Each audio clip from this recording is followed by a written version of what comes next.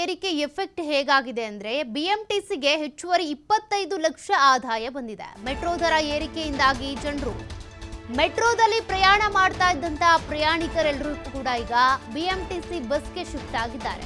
ಹೀಗಾಗಿ ಹೆಚ್ಚುವರಿ 25 ಲಕ್ಷ ಆದಾಯ ಹೆಚ್ಚಾಗಿದೆ.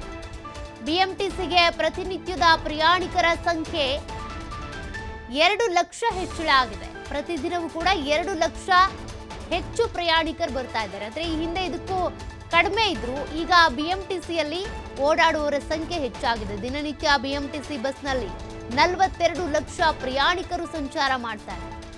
7.25 ಕೋಟಿ ರೂಪಾಯಿಗೆ ತಲುಪಿದೆ ಬಿಎಂಟಿಸಿಯ ಆದಾಯ. ಮೆಟ್ರೋ ದರವನ್ನ ಏರಿಕೆ ಮಾಡೋದ್ರ ಮೂಲಕ ಮೆಟ್ರೋ ಪ್ರಯಾಣಿಕರಿಗೆ ಏರಿಕೆಯ ದರವನ್ನ ಮಾಡಿ ಬರೆ ಹಾಕಿದ್ರು. ಆದ್ರೀಗ ಬಿಎಂಟಿಸಿಗೆ ಈ ಪ್ರಯಾಣಿಕರು ಶಿಫ್ಟ್ ಆಗಿದ್ದಾರೆ. ಮಹಿಳೆಯರು ಅಂತ ಬಂದಾಗ ಫ್ರೀ ಇರುತ್ತೆ, ಪುರುಷರಂತ ಬಂದಾಗ ದುಡ್ಡು ಕೊಟ್ಟರೆ ಟಿಕೆಟ್ ತೆಗೆದುಕೊಳ್ಬೇಕು. ಬಟ್ ಈಗ ನೋಡಿ, ಆದಾಯ ಹೆಚ್ಚಾಗಿದೆ.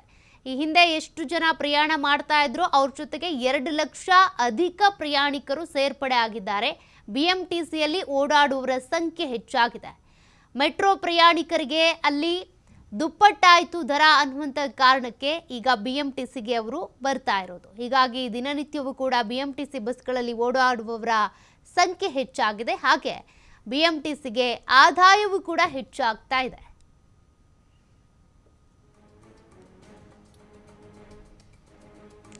ನೋಡಿ, ಮೆಟ್ರೋ ದರ ಏರಿಕೆ ಆದಂಥ ಸಂದರ್ಭದಲ್ಲಿ ನಾವು ತುಂಬಾ ಲೆಕ್ಕಾಚಾರವನ್ನ ಹಾಕ್ತಾ ಇದ್ವಿ. ಒಂದ್ ಕಡೆ ಆಟೋ ದರವೂ ಏರಿಕೆ ಅಂತಾರೆ, ಮೆಟ್ರೋ ದರವೂ ಏರಿಕೆ ಅಂತಾರೆ, ಮತ್ತೊಂದು ಕಡೆ ರ್ಯಾಪಿಡೋಗಳು ಇಲ್ಲ. ಈ ಸಂದರ್ಭದಲ್ಲಿ ಮತ್ತಷ್ಟು ಜಾಸ್ತಿ ಹಣವನ್ನು ಪಡ್ಕೊಳ್ತಾರೆ ಆಟೋದವರು. ಯಾವ ರೀತಿ ಪ್ರಯಾಣಿಕರು ಓಡಾಡಬೇಕು? ಹಾಗಾದರೆ ಸ್ಯಾಲ್ರಿ ಸ್ಕೇಲ್ ಹಾಗೆ ಇರುತ್ತೆ, ಸ್ಯಾಲ್ರಿ ಹೆಚ್ಚಾಗಲ್ಲ. ಆದರೆ ಮೆಟ್ರೋ ದರ ಏರಿಕೆ ಆದರೆ ಏನು ಮಾಡಬೇಕು ಅನ್ನುವಂಥ ಪ್ರಶ್ನೆ ಇತ್ತು. ಆದರೆ ಕೆಲವರು ತೀರಾ ಅವಲಂಬಿತ ಆಗಿರುವಂಥವ್ರು ಮೆಟ್ರೋದಲ್ಲೇ ಓಡಾಡ್ತಾ ಇದ್ದಾರೆ. ಬಟ್ ನಮಗೆ ಮೆಟ್ರೋನೇ ಬೇಕು ಅಂತ ಏನಿಲ್ಲ, ಅರ್ಧ ಗಂಟೆ ಮುಂಚೆ ಬಂದು ಹೆಂಗೋ ಬಸ್ ಕ್ಯಾಚ್ ಮಾಡ್ಕೊಂಡು ಆಫೀಸ್ಗೆ ಹೋದರೆ ಸಾಕು ಅಂತ ಅನೇಕರು ಇರ್ತಾರೆ. ಹಾಗಾಗಿ ಈಗ ಬಿಎಂಟಿಸಿ ಬಸ್ಗಳಲ್ಲಿ ಓಡಾಡುವವರ ಸಂಖ್ಯೆ ಹೆಚ್ಚಾಗಿದೆ. ಅಲ್ಲಿ ಒಂದಷ್ಟು ಸಮಯ ಉಳಿದೇ ಇರಬಹುದು, ಬಟ್ ದುಡ್ಡಂತೂ ಉಳಿತಾಯ ಆಗ್ತಾ ಇದೆ. ಬಟ್ ಇದರಿಂದ ಬಿಎಂಟಿಸಿ ಆದಾಯ ಹೆಚ್ಚಾಗ್ತಾ ಇದೆ. ಮತ್ತಷ್ಟು ಡೀಟೇಲ್ಸ್ ಕೊಡ್ತಾರೆ ಪ್ರತಿನಿಧಿ ಗಣೇಶ್. ಈಗಾಗಲೇ ನಾವು ಮೆಟ್ರೋ ದರ ಏರಿಕೆ ಆದಂಥ ಸಂದರ್ಭದಲ್ಲಿ ಇದೊಂದು ಲೆಕ್ಕಾಚಾರ ಇದ್ದೇ ಇತ್ತು. ಮೆಟ್ರೋ ದರ ಏರಿಕೆ ಆದರೆ ಜನರು ಏನು ಮಾಡ್ಬೋದು, ಹೇಗೆ ಓಡಾಡ್ತಾರೆ ಅಂತ. ಕೊನೆಗೂ ಬಿಎಂಟಿಸಿ ಮೇಲೆ ಅವಲಂಬಿತರಾಗಿದ್ದಾರೆ. ಇದ್ರ ಬಗ್ಗೆ ಜನರು ಏನು ಹೇಳ್ತಾರೆ, ಮತ್ತೆ ಬಿಎಂಟಿಸಿ ಆದಾಯ ಹೆಚ್ಚಾಗಿರೋದ್ರ ಬಗ್ಗೆ ಇಲಾಖೆ ಏನು ಹೇಳುತ್ತೆ? ಖಂಡಿತವಾಗ್ಲೂ ಸೌಖ್ಯ. ಬಿಎಂಟಿಸಿ ಹಿಂದೆ ಸಾಕಷ್ಟು ನಷ್ಟದಲ್ಲಿತ್ತು. ಸಾಕಷ್ಟು ಏನು ಉಚಿತವಾಗಿ ಬಸ್ ಪ್ರಯಾಣ ಮಾಡ್ತಿದ್ರು, ಆರ್ಥಿಕವಾಗಿ ಹೊರೆ ಆಗ್ತಾ ಇದೆ ಅನ್ನುವಂತ ಒಂದಿಷ್ಟು ಹೇಳಿಕೆಗಳು ಸರ್ಕಾರದಿಂದ ಅನುದಾನವನ್ನು ನಿರೀಕ್ಷೆಯನ್ನ ಇಲಾಖೆ ಮಾಡ್ತಾ ಇತ್ತು.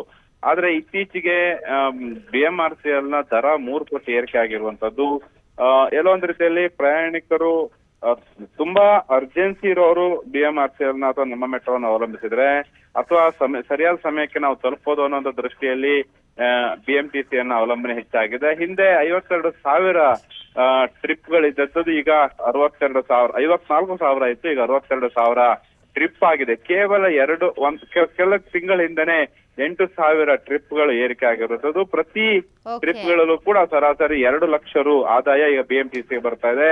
ಅದರಲ್ಲೂ ಕೂಡ ಬೇರೆ ಬೇರೆ ಭಾಗಕ್ಕೆ ಅಂತಂದ್ರೆ ಈಗಾಗಲೇ ನೈಸ್ ರಸ್ತೆಯಲ್ಲಿ ಹೋಗುವಂತವ್ರು ನೇರವಾಗಿ ಒಂದ್ ಕಡೆ ಇನ್ನೊಂದು ಕಡೆಗೆ ಯಾವುದೇ ನಾನ್ ಸ್ಟಾಪ್ ಹೋಗುವಂತ ಬಸ್ಗಳೇನಿರ್ತವೆ ಅದರಲ್ಲೂ ಕೂಡ ಪ್ರಯಾಣಿಕರ ಸಂಖ್ಯೆ ಹೆಚ್ಚಳ ಆಗ್ತಾ ಇದೆ. ಒಂದು ದರದ ಕಡಿಮೆ ಆಗಿರುವಂತದ್ದು ಸಮಯ ಅವನ್ನ ಪ್ರಯಾಣಿಕರು ಅಡ್ಜಸ್ಟ್ ಮಾಡ್ಕೊಂಡು ಬಿಎಂಟಿಸಿ ಹತ್ತುವಂತದ್ದು, ಬಿಎಂಟಿಸಿಯನ್ನ ಬಳಕೆ ಮಾಡುವಂತ ಪ್ರವೃತ್ತಿ ಈಗ ಬೆಂಗಳೂರಿನ ಜನರಲ್ಲಿ ಬರ್ತಾ ಇರುವಂತದ್ದು. ಇದಕ್ಕೆ ಒಂದು ಕಾರಣ ನೇರವಾಗಿ ಬಿಎಂಆರ್ಸಿಎಲ್ ನ ದರ ಏರಿಕೆ ನೇರವಾದಂತ ಕಾರಣ ಅನ್ನುವಂಥದ್ದು ಈಗ ತಿಳಿತಾ ಇರುವಂತದ್ದು. ಸೌಖ್ಯ. ಓಕೆ, ಥ್ಯಾಂಕ್ ಯು ಗಣೇಶ್ ಮಾಹಿತಿಗೆ.